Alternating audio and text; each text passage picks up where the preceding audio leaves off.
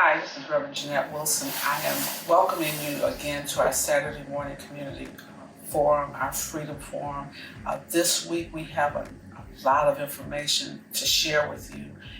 Want to report on what has been going on with Rainbow Push and Push Excel and the Citizenship Education Fund this past week.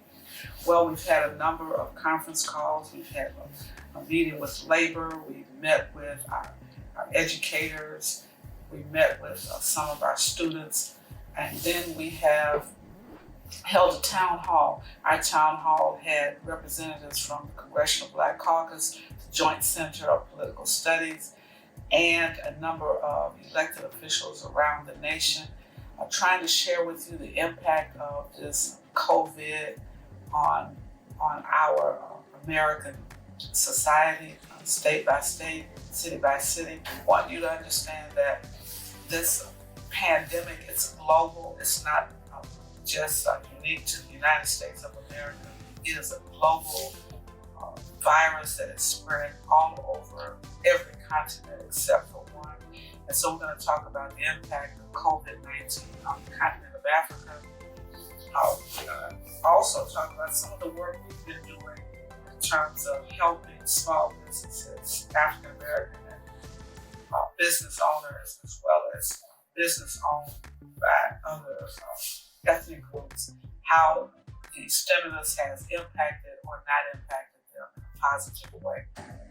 And then, of course, our own Senior Vice President, Dr. Ty Geary, will give us a stimulus update. He's been working diligently for the past 2 months to help businesses have access to Stimulus 1 and Stimulus 2. And we'll talk a little bit more about that, hear from Congresswoman Maxine Waters, Chair of the Finance and Banking Committee for the United States Congress. She will share the work outstanding work that she and other members of Congress have been doing to make sure that there are some funds that flow to small businesses. There's money flowing to those of you who find yourselves unemployed. This week, we're focused very heavily on some of the legal challenges. It's Law Day weekend.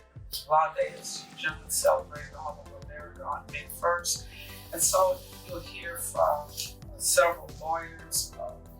The Lawyers Committee for Civil Rights, Gandhi, will share a number of legal challenges we face with the upcoming November election. So I know you don't want to miss this. It's going to be a powerful broadcast, so get yourself rested so you don't want to miss any part of this. And then we're going to have a special closing message from our founder, our international president, Reverend Louis Jackson.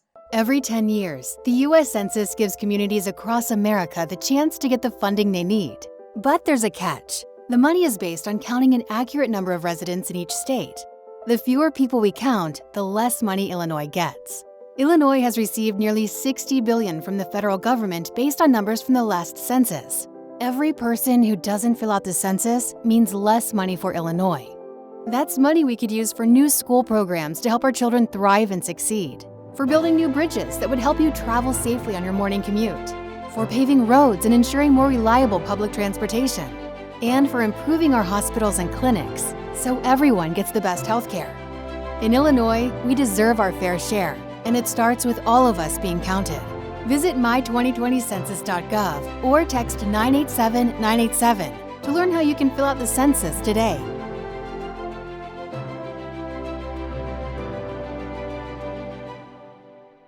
Dr. Kim, I went to jail with a group of 7 students, July 17, 1960, almost 60 years ago. We never stopped moving. I lost a few of jail cells and death. We never stopped moving. I thought it was time to write some of it down so the older generation can learn how we did and what we did and how global it was.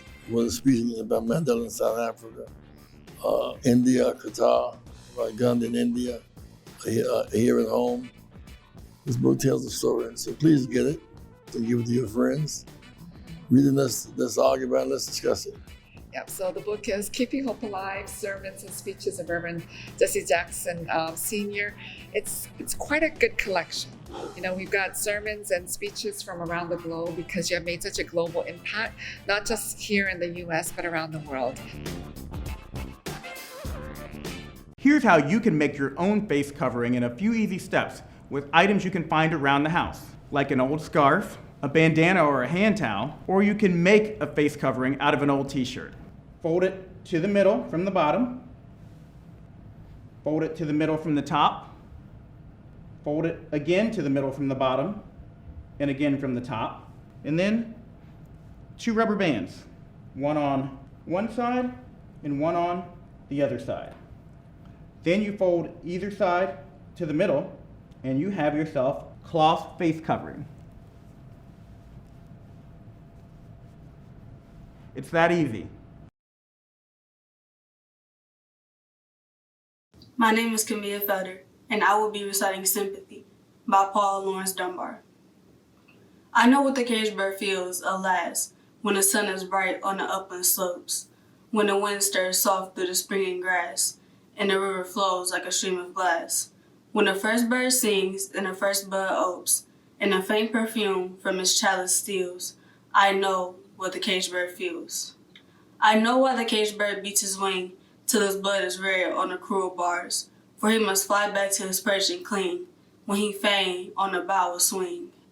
And the pain still throbs in the old, old scars, and they pulse again with the keener sting. I know why he beats his wing. I know why the caged bird sings, ah me, when his wing is bruised and his bosom sore. When he beats his bars and he will be free, it is not of carol or joy or glee, but a prayer that he sends from his heart's deep core, but a plea that upward to heaven he flings. I know why the caged bird sings.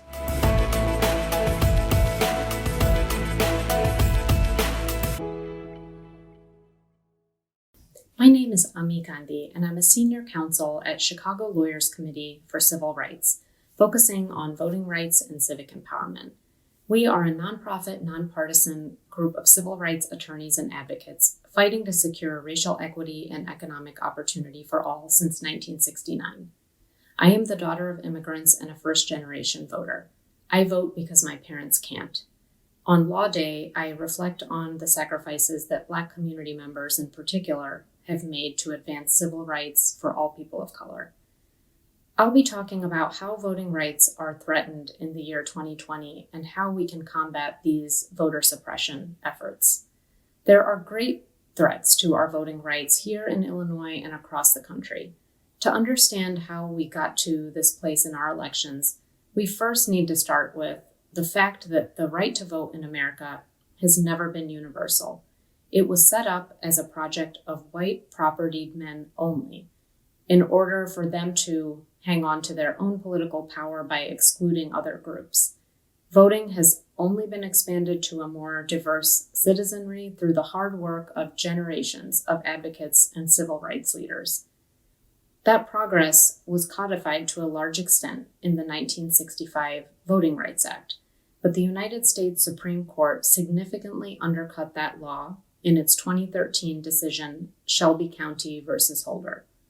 Since that court decision, we've seen increased barriers for voters across the country, along every step of the voter's experience, from eligible voters trying to register and get on the voter rolls, to the point where they are trying to access the polling place on Election Day.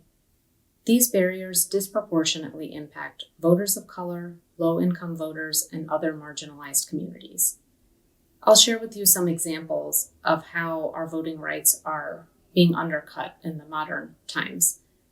Voter purges, proof of citizenship and voter ID requirements, denial of fair access to early voting sites, and barriers to access for voters with disabilities or citizens who are still in the process of learning English and need language assistance at the polls. Structural issues like gerrymandering that dilute the value of a vote also plague us as communities of color across the country. Civil rights advocates have to try many avenues to strengthen voting rights this year, not only taking cases to court. We also have to try to pass laws proactively that improve voter access, spread the word in our communities so that we are all aware of our rights, and invest in young leaders who are finding new ways to inspire people to vote. I do want to lift up an incredible organization here locally, Chicago Votes, led by young people of color and fighting hard to improve our democracy using new creative strategies like parades to the polls and modernizing voter registration. And I would like to talk some more about how we can combat voter suppression in the year 2020. Our number one priority for the November 2020 election is to ensure that every eligible American can exercise their fundamental right to vote in a safe manner. We have a few tools to pursue that goal. Election protection is an important resource that I want to make sure everyone knows about. Election protection is the nation's largest nonpartisan voter protection program. Voters anywhere in the country can call 866-OUR-VOTE, that's 866-OUR-VOTE, to get help casting their ballot. And they can talk to an attorney or a legal advocate or volunteer with any questions or problems that they may have relating to voting. There are also companion lines for community members who need help in languages other than English, if they need help in Spanish, Asian American languages, or Arabic. In the recent Illinois primary election, our trained legal volunteers answered hundreds of calls, many of them from voters who were facing unprecedented situations like being quarantined or homebound because of the virus and having no good avenues to cast a ballot. I'll share an example with you. We got a call from a community member on electronic monitoring who was fully eligible to vote. He knew about his voting rights, but he wasn't being given enough time to travel to his polling place and back. After we advocated to election officials and correctional officers, we were able to get the voter permission for extra time so that he was able to successfully vote. We will be ready with an even larger election protection program this November, and we need your help to get the word out about 866-OUR-VOTE. We also have to look for opportunities to reform or improve our election process. Election agencies across the country are now looking at their options to increase the use of voting by mail. We have to insist that when they make these decisions to change or hopefully improve our election system, whether it's spending money from the Federal CARES Act or considering closing or moving some polling places on November 3rd, the election authorities must meaningfully consider input from Black voters and voters of color before making any changes to our election system. In Illinois, we're really proud to be working with the Just Democracy Illinois Coalition to advocate to authorities for increased access to vote by mail for voters who choose to go that route, adequate PPE and social distancing measures for voters who decide to vote in person, expanded online voter registration, increased language access, and other common sense reforms. While many advocates believe that vote by mail is a solution to ensure voter access during the pandemic, we also know that not everyone can or wants to vote at home. Mail should not be the only option, and election authorities must not use vote by mail as an excuse to cut in-person polling places, to cut early voting, or to build even more bureaucratic hoops for voters to jump through. We all know well that a complicated multi-step process for voting will end up excluding the communities that are already the most disenfranchised. A blend of in-person and vote-by-mail options is the only way that we can ensure fully accessible elections with safe and healthy voting for everyone. It will be important for advocates and officials to gather input directly from the communities most marginalized by our current voting system. There should not be any permanent changes made to our election system without this critical piece of community input and feedback.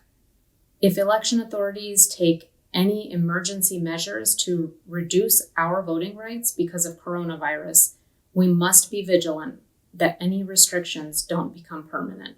whether it's closing a polling place or making another emergency change. As people concerned about civil rights in 2020, we have a lot of work to do. Make sure your voice is heard on Law Day and every day so that we can fiercely protect our ability to vote on November 3rd. Thank you very much. Dr. Kim, I went to jail with a group of 7 students, July 17, 1960, almost 60 years ago. We never stopped moving. I lost a few jail cells and death. We never stopped moving. I thought it was time to write some of it down so the older generation can learn how we did and what we did and how global it was. Whether speaking about Mandela in South Africa, India, Qatar, about Gandhi in India, here at home. This book tells the story, so please get it and give it to your friends. Read it, let's argue about it, let's discuss it.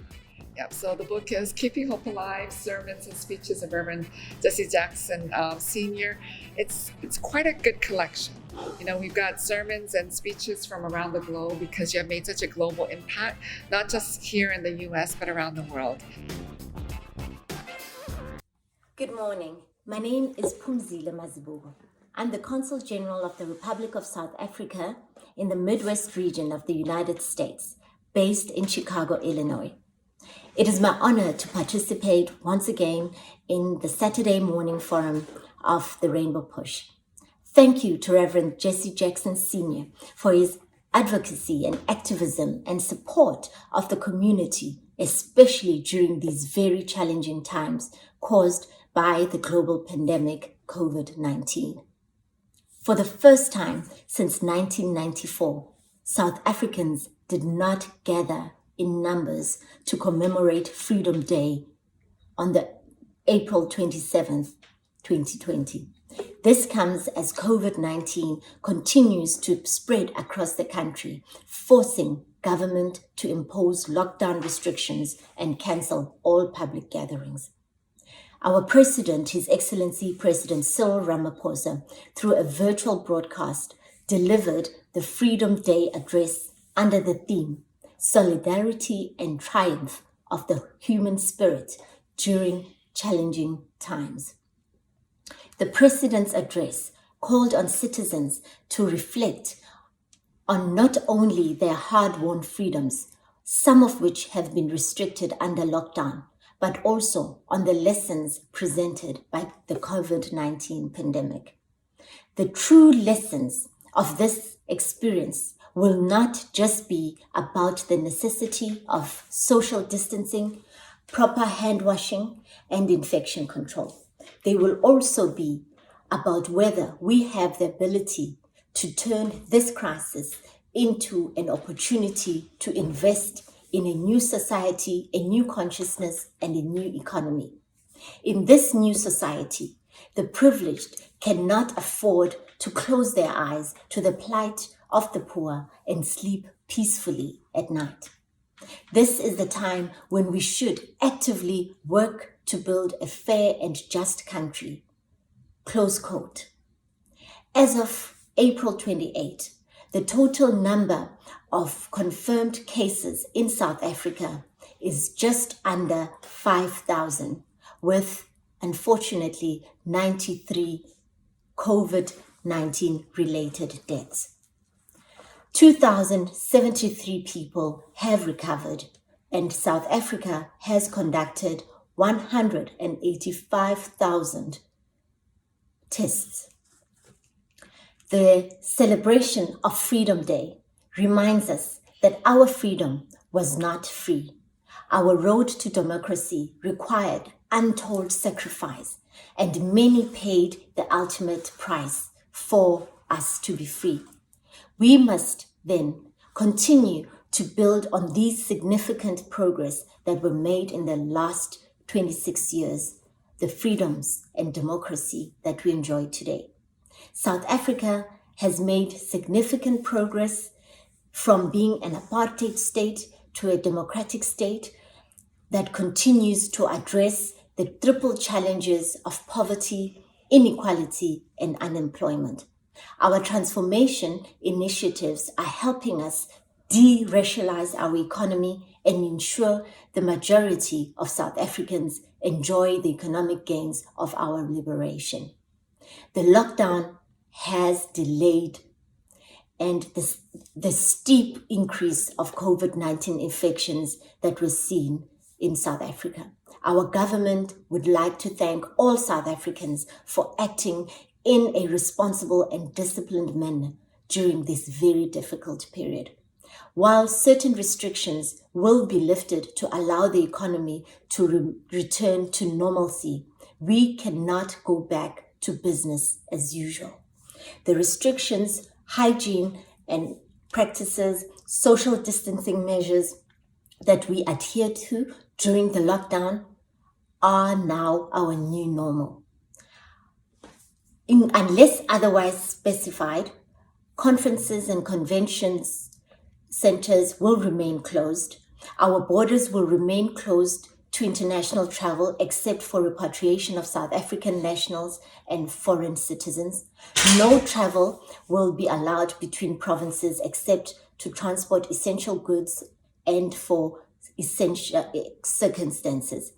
South Africans stranded in the United States, I am pleased to announce repatriation flights from the United States to South Africa, chartered by South African Airways, are scheduled to depart the United States from Washington Dulles International Airport on May 2nd, 3rd, and 4th.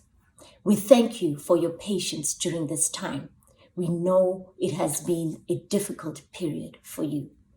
In conclusion, our late great President Nelson Mandela stated, and I quote, "For to be free is not merely to cast off one's chain, but to live in a way that respects and enhances the freedom of others." Close quote.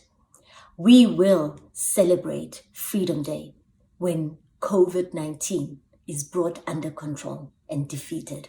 I thank you for this time and I wish you good health. Good morning. We are in the midst of a major drive to get more members, more people engaged and involved in Rainbow Push, supporting the programs of Push for Excellence and the Citizenship Education Fund. If you're interested in public policy and you want to help change the policies that impact those incarcerated, change the policies that impact students attending colleges and universities, if you want to be a policymaker, then you need to join Rainbow Push and join by paying your $35 right now. Some of you watch us every week. You listen to us on the radio. You're viewing us in social media. We need you to become a member. It's only $35 a year. If you believe in the scholarships that we give to thousands of students each and every year, we've awarded more than $10 million to scholars year to date. What do you have to do to give and support Push? It's really very simple. You can go to rainbowpush.org if you're on a computer and press donate. Give any amount. Every dollar is important. You want to talk to somebody, call us at 773-256-2775. You can give right now, any denomination that you choose. You can text the word PUSH, P-U-S-H, to 41444. Text on your cell phone. Most of you have a cell phone. Just text PUSH, P-U-S-H, to 41444. And you can give any amount that you feel comfortable giving. Or call us 773-256-2775, or go to rainbowpush.org and just press donate. Wherever you are, you can support us as we keep pushing for you.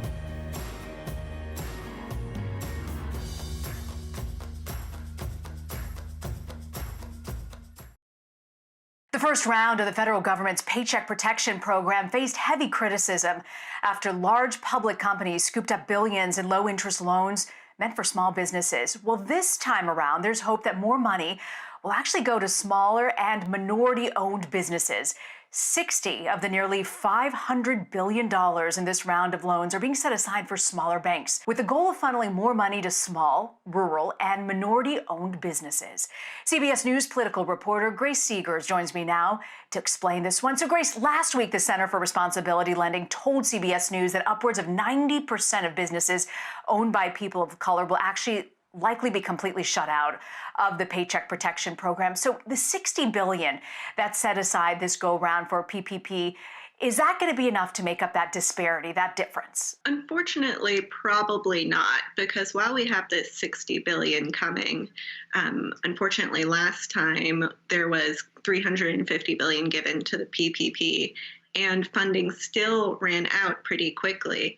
Now, experts expect that funding is going to run out quickly again. So even though there's this additional 60 billion, we don't know how long it's going to be lasting. So the 60 billion that's being funneled through small and medium-sized banks, do any mechanisms exist to really make sure that the money is specifically going to businesses owned by people of color? So basically, the 60 billion is the mechanism in and of itself, because minority business owners often really struggle to build connections with larger banks. So by giving the funds to smaller and community banks, the idea is that hopefully these banks will be able to build relationships with inner city business owners, many of whom are minority business owners. Can you help us understand, Grace, why was it that these minority businesses were shut down to begin with? Right. So there are a lot of structural issues. I spoke with Congresswoman Barbara Lee, who is a Black woman and a former business owner, and she was talking about how it can be really difficult for Black business owners in particular to build relationships with banks who in the past have not been helpful or done outreach in these communities where there are a lot of minority business owners. There's also structural issues where it's more difficult for Black business owners to get loans and to just form these relationships. That's typically a lot easier for white business owners to form. Once these loans are distributed, would it be easy to sort of tell who ended up getting them and who didn't, and if the system worked the way it was supposed to? Well, hopefully. There will definitely be these kinds of reporting where we'll see which banks and which lenders will be getting these funds, and we'll be seeing where those funds are being placed as well. But really, I'm more concerned that these funds are going to run out quickly, and we're going to see even more people who wanted to receive these funds but who didn't. I just know in my own community here that so many people are struggling, small businesses, restaurants, just trying to stay afloat, and just such uncertain times. Grace, grateful you could join us to give us an update on this. Thank you. Hi, I'm Todd Yeary, Senior Vice President of the Rainbow Push Coalition and Chief of the Washington Bureau, where we focus on public policy across the United States. I want to give you an update on the status of the Paycheck Protection Program. Last week, we discussed the fact that the Paycheck Protection Program had exhausted the initial appropriation of $349 billion that was designed to support small businesses that had been adversely affected by the onslaught of the COVID-19 pandemic in the United States. Last week, we talked about the difficulties that were faced during phase one of the program, including the fact that many small businesses were not able to get the technical assistance that they needed, nor were they able to get assistance from banks because many of the banks had decided that they would be more restrictive in terms of which customers they would service. As we were preparing for a new appropriation of dollars from the Congress, we recognized that more needed to be done to support these vital businesses that are so critical to the sustainability of communities across the country. And so we began to stand up and put in place a training program that was tied to the website rpccovid19.com. By way of that process, we began to teach and train small businesses, faith-based leaders, and independent contractors what the rules were for accessing these critical dollars, as well as walking them through the process of applying for these essential resources. To that end, we trained over 1,000 faith leaders, small business owners, and independent contractors by way of more than 20 webinars over several days. We made sure that we gave the best information and helped these small business owners and faith leaders really understand how to best access these dollars that had been designated to sustain them during this difficult time. As a result, we recognized also that we needed to connect these businesses with the opportunities. And so we partnered with banks and entities that were processing payroll or Paycheck Protection Program funds to make sure that we did not get caught up in the backlog that we saw in phase one. Additionally, we had consultations and conference conversations with government leaders and other small business leaders from across the country to talk about how best we could support one another in reaching the communities that needed this kind of support to be able to access these vital funds. We recognize that with the great interest tied to this program, that these dollars would not last long.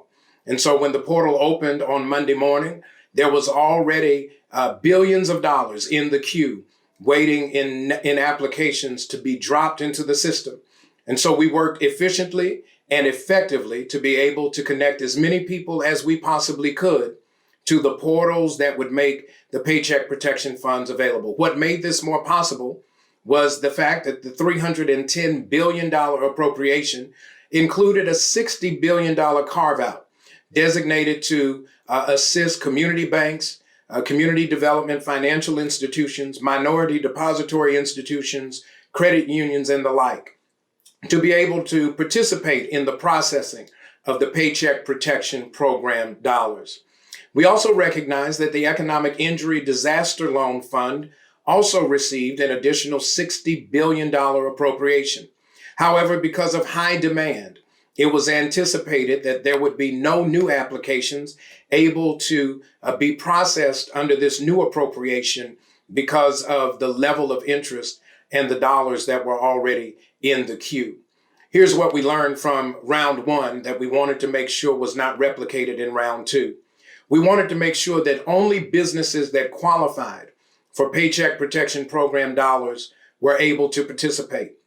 We also made sure and monitored that banks were not being arbitrary in establishing rules that went beyond the spirit of the CARES Act in round two as it had occurred in round one. However, we recognized that the biggest issue was access.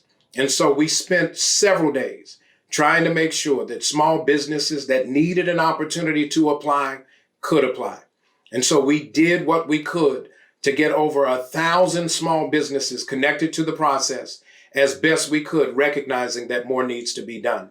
As the Congress will continue to have conversation about a phase 3 and maybe even a phase 4 of CARES Act funding, we will remain vigilant in making sure that the interest of those who sustain the U.S. economy are put before corporate interest. Remember, we're on the wall fighting to make sure that economic justice is done. And if you want more information, go to rainbowpush.org, partner with us, because we're still in the fight for our fair share and the economic justice that we deserve. Until next week, I'm Todd Yeary. I'll be back to share with you next week.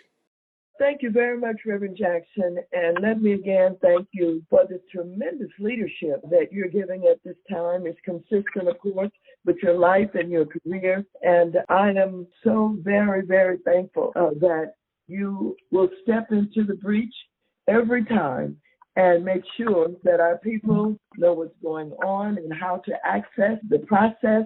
And you're helping not only the ministers and the churches of this country, but all facets of our society to really be involved. Thank you for your work.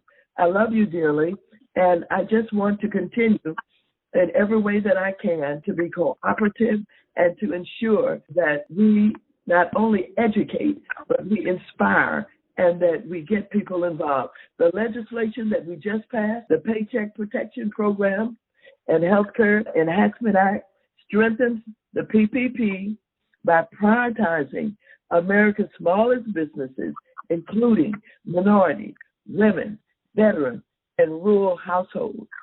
What did we do? We increased the appropriation level for the Paycheck Protection Program from $347 billion to $335 billion. This section adds $310 billion for loans, an additional $11.335 billion for administrative fees. By creating a set-aside for insured depository institutions, the credit unions, the community financial institutions for the Paycheck Protection Program, what we did was we basically listened to all of our small businesses that were left standing in line. We listened to not only their concerns, but the complaints about how they had been treated by the big banks. And so we have moved forward defining community financial institutions as community development financial institutions, that is CDFIs, minority depository institutions, that is our MDIs, our black banks, certified development companies, microloan intermediaries, and state or federal credit unions. We have done this because it was so important to not only recognize what had gone wrong with PPP, but what was missing in terms of opportunities for these small businesses to have access to the PPP. And so this section that we put in sets aside the following amounts for the Paycheck Protection Act to be made by the following institutions. We created $30 billion for banks and credit unions, including minority depository institutions with more than $10 billion in assets, but less than $50 billion in assets that are PPP lenders, and another $30 billion for banks and credit unions with less than $10 billion in assets, as well as community development financial institutions. That, again, your CDFIs, your MDIs, your certified development companies, the CDCs, and micro lenders that are PPP lenders. This set aside does not prohibit the community lenders from accessing additional PPP funds available to all lenders. The legislation that was passed improves the PPP, but again, as you have instructed us, let's talk about the work that is still to be done to assist everybody, and especially our vulnerable communities, through this crisis. So we've got to get the data to understand the extent of COVID-19 racial disparities. We need more support for homeowners and renters. We must ensure oversight, these federal programs to ensure that they're reaching the businesses most in need. We must provide additional direct payments to taxpayers. You know, I started out with the $2,000 to the two adults in the family, with $1,000 to each child.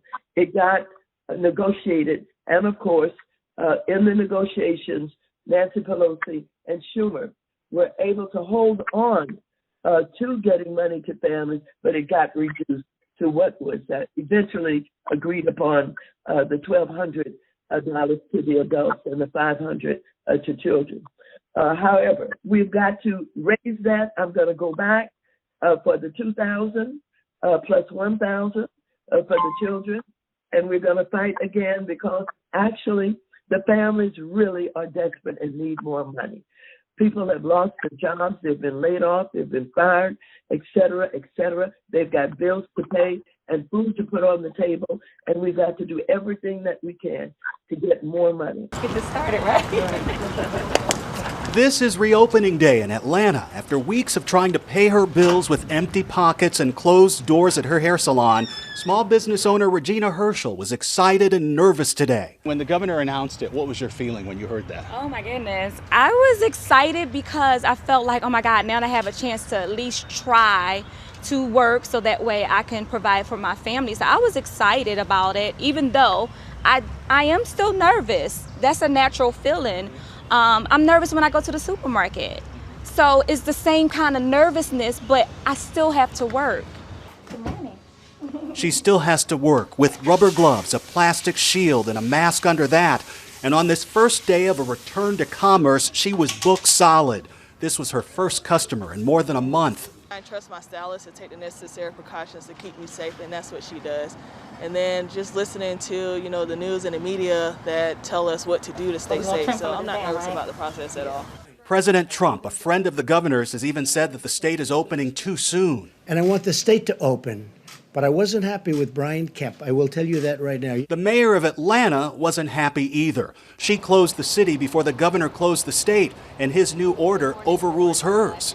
Her city is home to the busiest airport on the planet that is now a ghost town. She says preventing an outbreak here is especially important. There is nothing essential about going to a bowling alley or getting a manicure in the middle of a pandemic. What many are now learning is that the governor of Georgia and so many other states are under immense economic pressure.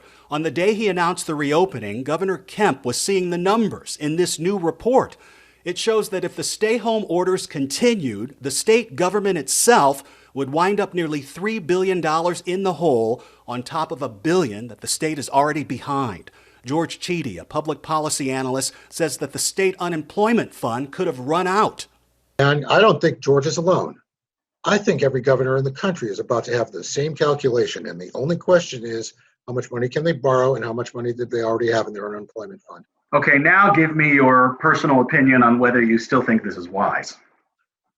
No, I think it's terrible because it undermines the rationale for public health decisions driving the question that we've got to face.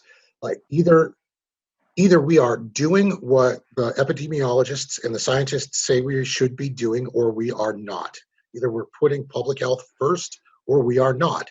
If we're worrying about this before we're worrying about the health of a nail salon technician or an esthetician or somebody who works at a bowling alley, and we are saying that those lives matter less than whether or not our coffers are full. A new ABC News Ipsos poll shows that 72% of Americans believe that moving too quickly to loosen stay-at-home orders is a greater threat to the country than moving too slowly. And 80% say they're unlikely to head out to public spaces that draw crowds. Late Thursday night, Georgia's governor shared more guidelines for businesses that were reopening the next morning, limiting restaurants to no more than 10 people for every 500 square feet of dining room space, no more than 6 people a party. And at movie theaters, which are also allowed to open on Monday, people have to be seated at least 6 feet apart.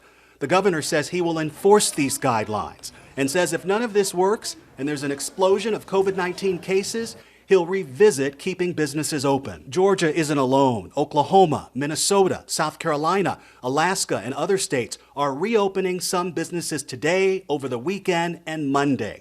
You can argue over the timing of it all, but there's no debate over the feeling. There is something emotionally relieving about escaping from our homes and our fears, where we can enjoy the little moments and possibly get back to our lives. The legend, Reverend Jesse Lewis Jackson. Reverend Jackson, how are you? Bob, good to hear your voice, my brother. Let me express my thanks to you and WOK for an emphasis on the chill disease called coronavirus. I want to thank you for your work as Southeastern Director of the Rainbow Push Coalition. I want to thank Pastor Jamal Bryant. Someone seeing him that he is such a profound preacher. In New Birth, he was so good on TV that we thank Reverend Bryant for his unselfishness. He's reached out to other churches, and thank God for Jamal Bryant. One thing that we've been working on for the past, basically since these lockdowns started, is educating the public and especially educating churches and pastors. One, on the financial implications and programs available during the outbreak, but also on the importance of worshiping at home and not trying to have service during this outbreak. Why do you think it's so important to emphasize these things to pastors? We met with over 2,000 ministers across the country, from Seattle to Miami, New York to Mississippi. Urge them to pray fervently, but to observe the scientific protocols. Do not gather in groups. Church service, weddings, funerals, don't do that because we've tried it. There have been disastrous results. So we worked on other hand, we worked with the National Medical Association and Dr. Attorney C.K. Hopla on how we can work together, legal and medical community. What we can do together to fight the forces against us and us against us.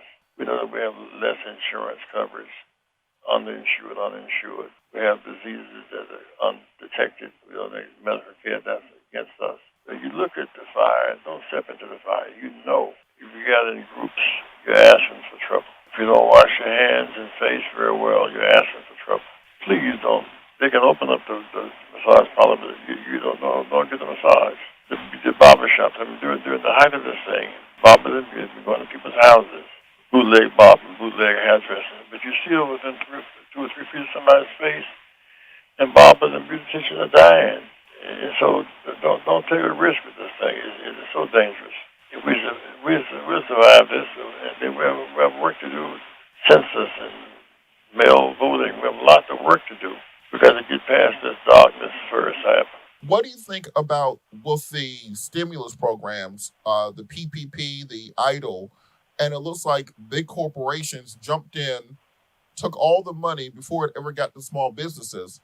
Now we have a second round of funding, $485 billion. How can we ensure that our community is getting that money? Was a ripoff. Harvard got $9 million. The University of Texas got $171 million. And small business got almost nothing. So Maxine Waters led the drive to get the second stimulus passed. And so do apply. Now we worked in the Rainbow with your help, Reverend Todd here. We worked very diligently to appropriately apply and get local banks to serve us. Some of the big banks serve their customer service, which was against the law.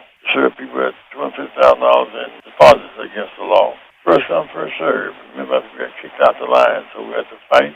But I shut the stimulus. It's a fight all the way back, Robert. And along with that, I think one of the biggest ripoffs was to our churches and to our nonprofits who were supposed to be eligible for this money. It was put out there as being a lifeline for congregations that couldn't gather during Easter, couldn't gather for Sunday service, but instead they're giving the money to Shake Shack and Potbelly and Ritz-Carlton and all these folks instead of to our businesses. Also, that's why we can't, when the biblical pandemic came, it was the water devoured, covered the earth. God told Noah, tell people it was going to rain. He ignored it. He was a big official. He ignored Noah. He said, well, I can make it, Baba. If it rains, I can swim. 4 days and 4 nights, you couldn't swim without stopping. So when the rain finally came, those inside the ark who couldn't swim survived.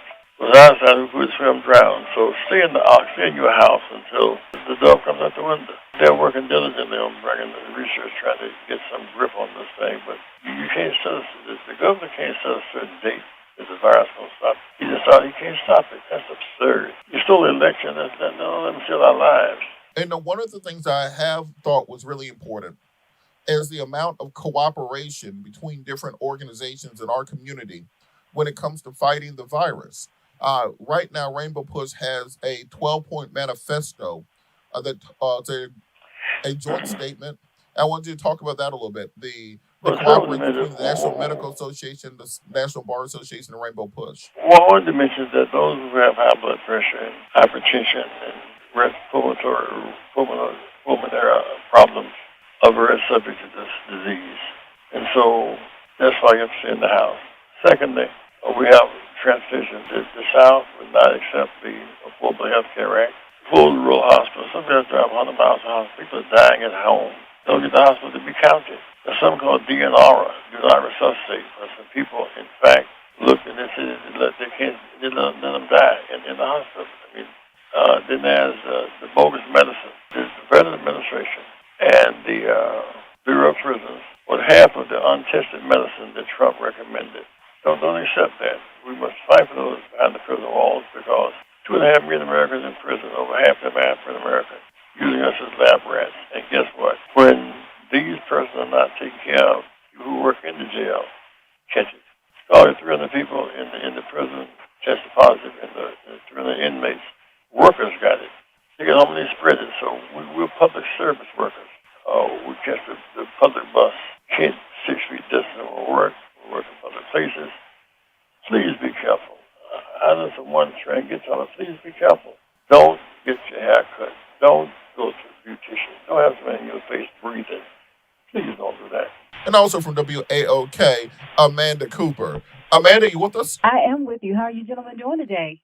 Doing wonderful. How are you today? Amanda, I wanted you to give you an opportunity to ask Reverend Jackson any questions you had, and just to make sure that anything I'm missing, because I'm here for commentary, you're here for news. So go ahead, Amanda. Well, first of all, thank you so much, Reverend Jackson, for allowing me the opportunity to speak with you today, as well as you, Robert. Thank you so much. I was on your RBC afternoon call for the Black media on Thursday, and I was the one that asked the question about the assisted living and the conditions there and how it should be addressed.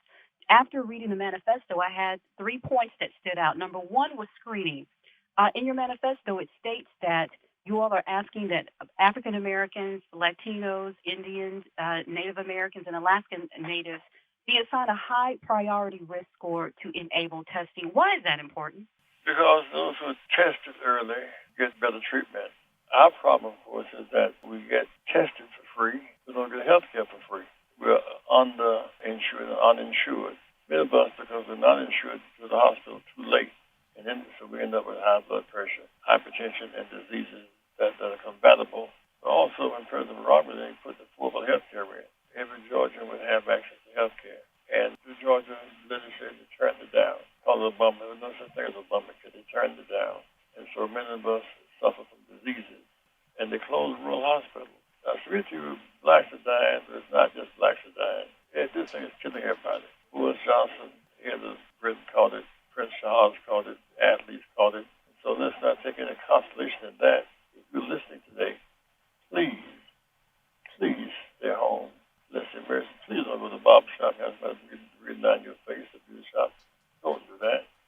Don't go to the movie now. Let's stay home. And it gets hot. Stay in the house because unless we stop this thing, it's people to people carrying it. It's in the air. Please stay in the house if you possibly can. Okay, thank you so much for answering that. And before we go, I know I have limited time. I want to get one more question in that kind of stood out for me. It's point number 10 on the manifesto about affirmative action. You all are looking to rescind it effective immediately. And I found that a little odd. Can you explain why that is important, especially for independent contractors looking to get governmental contracts during this time? It seems to me that affirmative action would be a plus in their favor, right? Or no? Just regarding negative action, 240 years of slavery, negative action, Jim Crow, negative action. And so what happened while we're focusing on Corona, they're taking away affirmative action, they're undercutting Pell Grants, environmental laws, much of the civil rights infrastructure is being dismantled by the Trump administration. So as we fight, don't forget, even as we fight, the viruses also fight to vote, fight to have it. That's why Pastor Warnock, one of the senators, Warnock from Ebenezer, it's such a big deal to us. You get Warnock in the U.S. Senate, change the U.S. Senate, we change a lot. We need to use this season to vote and fight back. You expounded a little bit about the population, the protection of the vulnerable population, especially those incarcerated. You say using them as lab rats. And that is the reality of what's going on specifically. Those in jail I really love the Trump. 5 weeks ago, he called me back. I said, Mr. Trump, I submit to you, sir, those behind in jail are not being covered on TV, not being tested. 2.5 million Americans are in prison or jail today. Those 65 older in wheelchairs, sick, they should be home under house arrest. Sick should be separated from those who are well. You got people in jail for child support. Well, they're paying child support, gun us a check. I'll put them in jail. You really can't pay child support in jail. That doesn't make sense. In jail, for smoking pot, sometimes almost frivolous stuff. But in some of the middle class, based upon having us to watch over. The rural state prisons are farming. They make 5-6 of the products in Georgia. So jail is an industry. We must fight the industry of jail. Right now, people are dying in great numbers. I submit to you, when the finished folks in the nursing homes, the sum of jail deaths in jail are going to rise astronomically. You say it could be 100,000. Huge numbers of inmates will die. And they should not be forced to take untested medicine. Half of the untested medicine went to the better administration and go to prisons. And if that's the case, look out. Another case of Tuskegee syphilis experiment. That's not right. It's unethical. Not right. We must fight back and be aware. It's not right. Well, right now, your famous phrase, keep hope alive. A lot of people are trying to keep hope alive. What words of wisdom or encouragement do you have for those listening right now that are losing hope and losing faith? Trust in God does matter. Though you slay me, yet will I trust you. Faith does matter. When our back is against the wall and our worst fears are upon us, we still know that our Redeemer lives. Your faith really does matter. So does a good judgment matter. If you see a fire, don't jump in it and test your faith. You know fire burns. You know this disease kills. Don't be playing basketball in groups and spreading against each other. I wish I could put it another way. I saw one sign said that Jesus rode the ass into Jerusalem. Keep yours at home. Makes sense to me. All right. Well, then thank you so much for joining us, Reverend Jackson. I was on a conference call with Reverend Jesse Jackson and the Rainbow Push Coalition, and folks like Maxine Waters and Sheila Jackson-Lee and Gwen Moore were on that call, members of the Congressional Black Caucus. And Rainbow Push and Reverend Jackson have endorsed our bill, my bill, the Vote Safe Act. And I do believe that there should be bipartisan support for this, because we're not telling anybody who to vote for. They can vote for whoever they want. But we want to make sure that when people vote that they're safe. And the reality of it is this, that there are so many challenges that we have in convincing people, even before this pandemic, that their vote matters, that elections matter. And now there's a reason for people to think they shouldn't vote in terms of their safety. We want to make sure we don't require them to choose between their personal safety and their right to vote. And so I think that everyone should support this. Dr. Kim, I went to jail with a group of 7 students. July 17, 1960, almost 60 years ago. We never stopped moving. I lost a few of jail cells and death. We never stopped moving. I thought it was time to write some of it down so the older generation can learn how we did, and what we did, and how global it was. Whether speaking about Mandela in South Africa, India, Qatar, about Gandhi in India, here at home. This book tells the story, so please get it. And give it to your friends. Read it, let's argue about it, let's discuss it. Yep, so the book is Keeping Hope Alive, Sermons and Speeches of Reverend Jesse Jackson Sr. It's quite a good collection. You know, we've got sermons and speeches from around the globe because you have made such a global impact, not just here in the U.S., but around the world. Thank you for tuning in to our International Saturday morning broadcast. We need your support. Here are ways to give to Rainbow Push Coalition. Text PUSH, P-U-S-H, to pound 41444 to support the work of Reverend Jesse Jackson Sr. and Rainbow Push Coalition. When you shop, Amazon gives. Visit Amazon Smile and select PUSH for Excellence as your charitable organization by starting your shopping at smile.amazon.com. Get involved with the movement.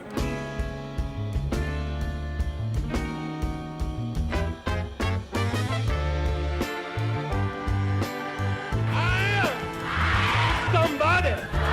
I may be poor, but I am somebody.